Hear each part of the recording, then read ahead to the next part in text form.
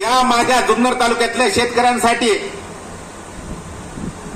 कृषी उत्पन्न बाजार समितीने नाफेडचं सोयाबीन केंद्र मंजूर झालेलं आहे काल दादा शरद दादा आणि पत्रकार बांधवांनो मी इथे तुमची नोटीस देणार आहे पण त्यांनी सांगितलं आपली नोंदणी करा सोयाबीनची शरद दादा आपलं सतील दादा तर नोंदणी करावी आणि नांदगावला आणि 53 रुपयाने आशाताई कोल्हे साहेब खासदार साहेब 53 रुपयांनी नाफेड सोयाबीन खरेदी करणार आहे.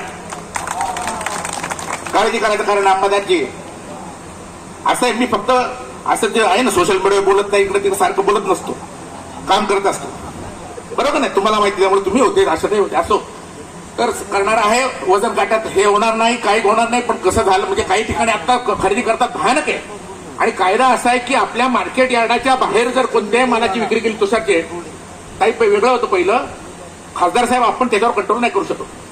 पैसे देत नाहीत पैसे बुडवतात काट्यामध्ये रोहिदा शेठ हे करतात सारंग शेठ तर भयानक अवस्था आहे. आपण मार्केटमध्ये हे करावं माझ्या शेतकऱ्यांनी त्यांची फसवणूक करू नये. शेतकऱ्याचा पैसा बुडणार नाही 53 रुपयाने आहे नोंदणी करावी सगळे.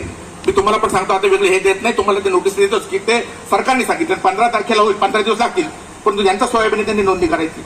असो जास्त काय बोलत नाही फार अगदी मी गणराज्याने प्रार्थना करतो की आपल्या विघ्न सहकारी साखर कारखाना सतीलदादा शेरकर आणि त्यांच्या सहकाऱ्यांच्या अशोक शेट्टी यांच्या नेतृत्वाखाली MD साहेब असतील कर्मचाऱ्यांच्या नेतृत्वाखाली अत्यंत